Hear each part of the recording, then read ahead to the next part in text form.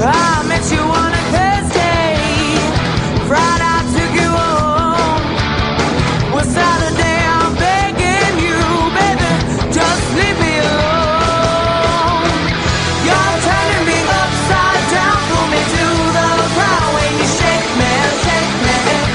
I'm giving you what you need and I'm begging, please don't break me, love.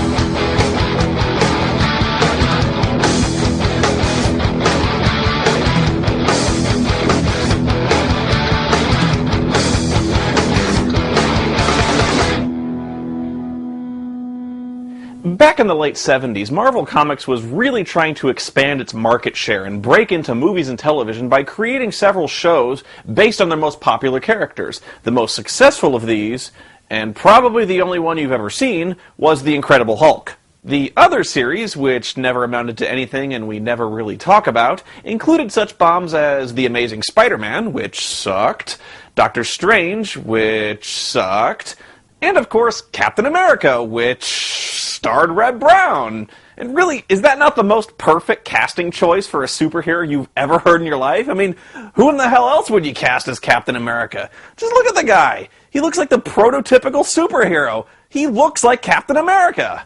Well, I tracked a copy down on VHS, but first I know what some of the fans of the Nostalgia Critic are saying right now. Well, he already reviewed Captain America, didn't he? Congratulations. And you'd be right. He did, but he reviewed a Captain America movie, not this Captain America. Why in the hell you'd want to watch a Reb Brownless Captain America movie is beyond me, but in the spirit of Critic camaraderie, I sent a copy of Reb Brown's Captain America to the Nostalgia Critic's house and threatened him with blackmail photos of him dressed as a dirty ballerina from the outtakes of Spooning with Spoony 2 if he didn't cooperate. So, let's go live via satellite to the Nostalgia Critic's house in Illinois and see if we can get his thoughts on Captain America.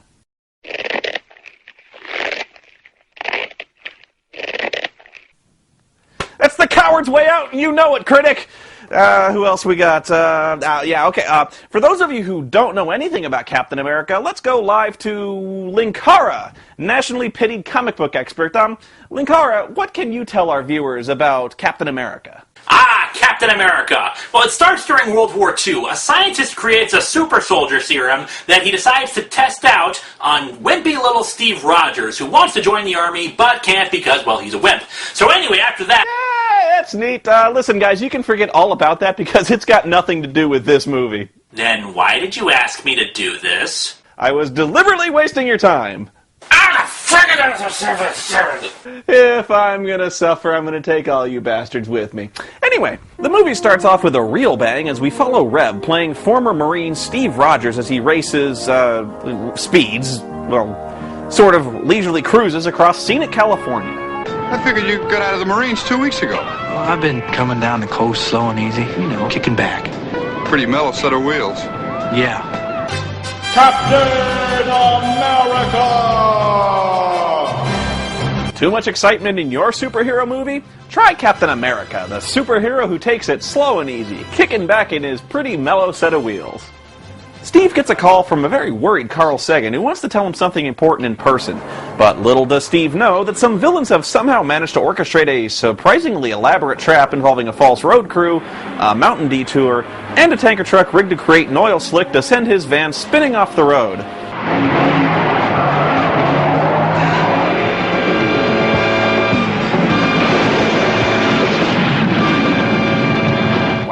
Makes the villain from Riding with Death look positively amateur. And we were so sure a 15-foot roll off a gentle slope at 20 miles an hour would kill him. Well, thankfully Reb survived, but those bastards, they ripped his favorite polo shirt. No way they live! No way! And then abruptly, Steve just forgets about the whole attempted murder thing and his friend who's in deep trouble and goes to visit this lab where his father used to be a scientist. Honestly, I have no idea why he just decides to show up here after rolling his van, but he does. Your father developed and perfected the ultimate steroid. He synthesized it from his own adrenal gland and then, through long research, developed a super hormone. He called it FLAG. That's right, F-L-A-G. Full latent ability gain. Because it worked, he could accomplish things no other man could hope to. And so, he dedicated his life to helping the little guy in our society, to righting wrongs that the law wouldn't or couldn't touch. You mean he was a super crime fighter? Well, geez, Steve's dad sounded way more interesting. Why couldn't the movie be about him? The scientist has to run some tests on Reb because the serum only works for a little while but is ultimately fatal to all the animals they've tested it on. But since Steve's father developed it from his own cells, they figure it might work on Steve as well. But that might be interesting, so Steve decides he'd much rather be Captain Boring instead. I think I paid my dues to Uncle the way my dad would have wanted. Now I just want to get out on the road. Look at the faces of America. Maybe get some down on canvas. I don't want to report in or check out. I just want to kick back and find out who I am. I want every day to be the same. Captain America! No, you know what? I'm being unfair. I should not be using the Superman movie music. I should be using the Captain America movie music. Step aside, John Williams! Oh dear God, this is awful. Nobody could look heroic with this music playing. It sounds more like an infomercial for industrial polymers. 3M, innovation, research, providing Captain America with new lightweight aerodynamic shielding. The miracle acrylic bubble makes it possible. Anyway, Steve rides his motorcycle over to Carl Sagan's house only to find the place ransacked and Carl murdered.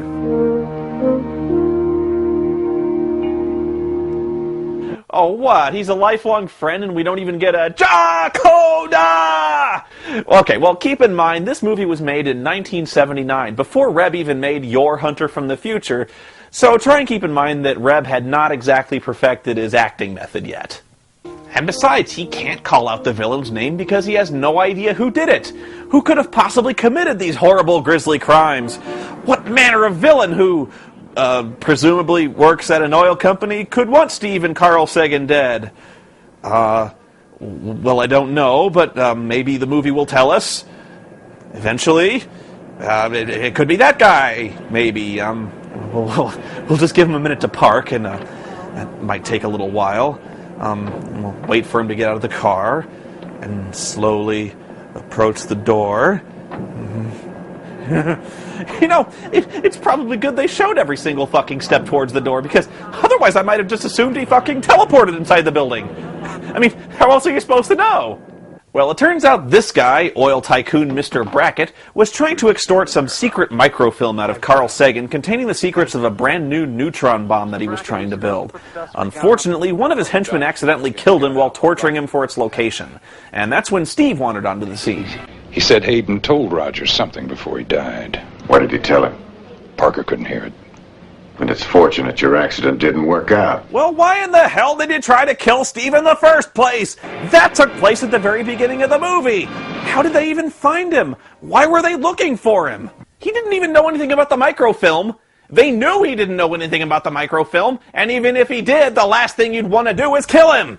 If things were so desperate that they were willing to torture Carl Sagan to get the location of the microfilm, wouldn't you want Steve to meet Carl so Carl would bring the microfilm out in the open, and then you'd know where it is?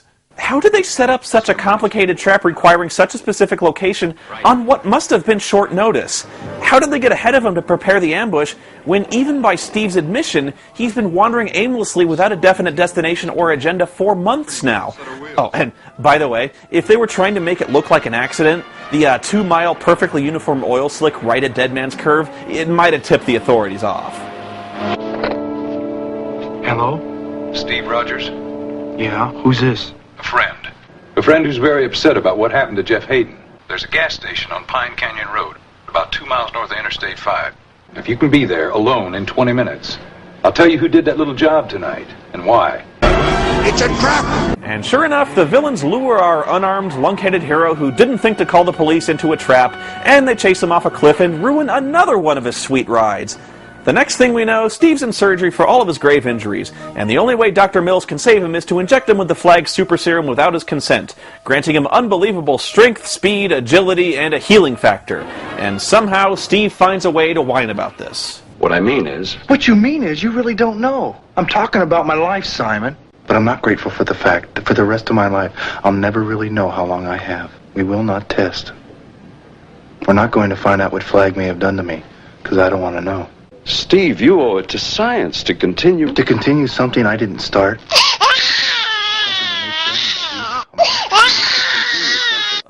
He's so boring. This is one of the most boring superhero movies I've ever seen in my life.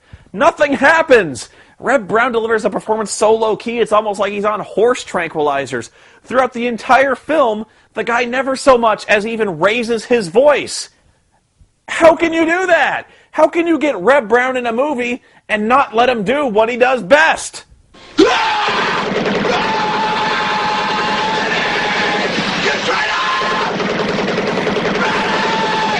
That's what you hire the man for! It's like putting Hugh Grant in a movie and not have him stammer and blink rapidly. It's also funny how it doesn't really seem like the serum did anything to Steve. The dude was already massive before the injection. It'd be like Lou Ferrigno playing both David Banner and the Hulk and not even bothering with the green body paint.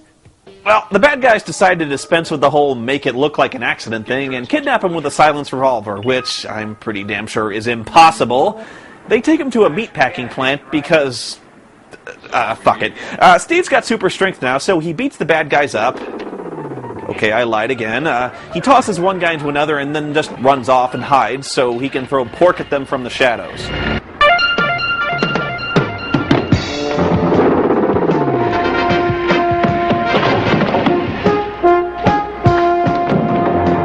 And, I know you're not going to believe this because I have a hard time believing it, and just to make sure, I went back and watched it again to count, but that was the only fight scene in the entire movie. And it never seems to occur to anyone to interrogate the captured thugs to find out, who sent them or why, nor do the repeated attempts on Steve's life prompt him to seek any kind of government protection. In fact, all he wants to do is keep whining about how he wants to be an artist. Sensational. Can I keep it? In the meantime, Dr. Mills keeps trying to win Steve over into becoming a crime fighter, this time by showing him all the cool toys he'd get to play with, like a super van with a hidden rocket-launching stealth motorcycle in the back.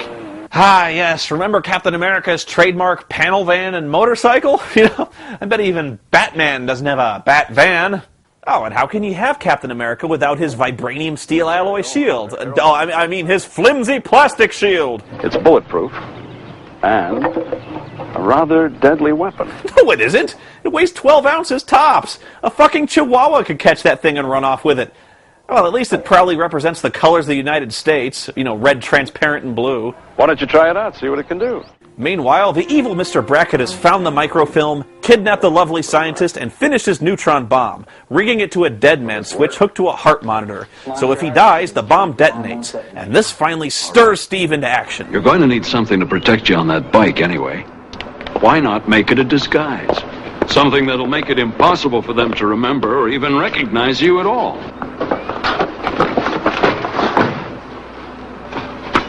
You gotta be kidding, this is my drawing. Why not? It's perfect. They ridiculed your father, remember? Called him Captain America and finally murdered him. Be Captain America, Steve. Jam Captain America down their throats. And at the same time, protect yourself. Well, it's about fucking time. You know what? Here's a game for you folks at home. See if you can guess how long it is in this movie before you actually see Captain America in full costume fighting crime. Just ballpark it within, let's say, 5 minutes or so. You ready?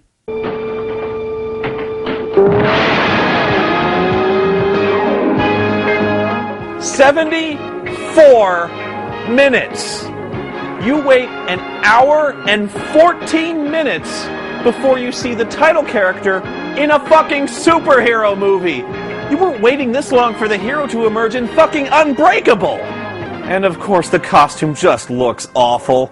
The zip-back Lycra jumpsuit is bad enough, but the worst part by far is the inclusion of a blue motorcycle helmet with white wings and an A painted on it, which is just wrong. And of course, the costume is absolutely essential for concealing Steve's identity from villains, which is why the only thing covering his face is a pair of completely transparent goggles. Well, Cap attacks the refinery, but the villain's already left, so he interrogates his scientist henchman to find out what his evil plan is. What's he going to do? Tell me. It's got the bomb! The neutron bomb! What's he going to do with it? No, that's not how you do it. You do it like this. Tell me where the bomb is! They find out that Brackett's plan is to rob a gold repository in Phoenix, Arizona for $1.4 billion in gold bricks by destroying the entire city with his neutron bomb. But why? Brackett is no mad dog killer. He is after something. What? But why? Brackett is no mad dog killer. He is after something. Ah, well, he sounds like the picture of mental health. He's about to nuke Phoenix, you fucking Nimrod! This is really one of the stupidest supervillain plans I've ever heard in my life. How exactly does he plan to steal and transport $1.4 billion in gold bullion? Radioactive gold bullion, actually. Where in the fucking world would he be able to hide after dropping a neutron bomb on the United States of America? Who would take his money? Where could he possibly spend it? Who would want it?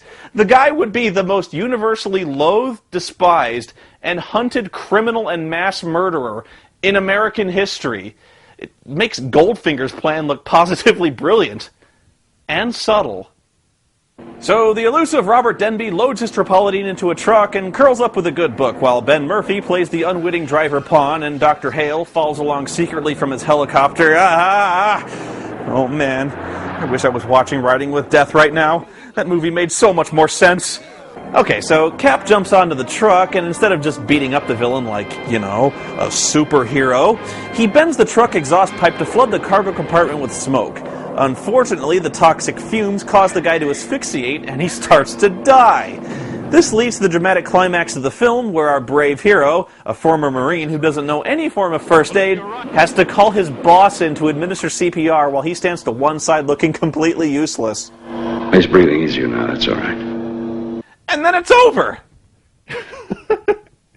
You know, I'm sorry if it seems like I'm upset, but I kind of am. You know, this is the first really, really bad, unsalvageable Reb Brown movie I've ever seen. I mean, it completely wastes the guy.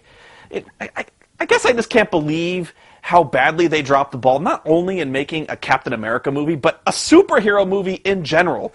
We're talking about a hero whose origin story is that he punches Hitler in the face, and that's not good enough for you? No. You rewrite it to where he's a whiny ex-Marine who drives around in a panel van throwing bacon at oil tycoons. The guy throws more pork in this movie than his trademark fucking shield. That's right. Captain America doesn't throw his shield one single time. Well, until the sequel, that is. Yeah, I can't believe it. I won't believe it.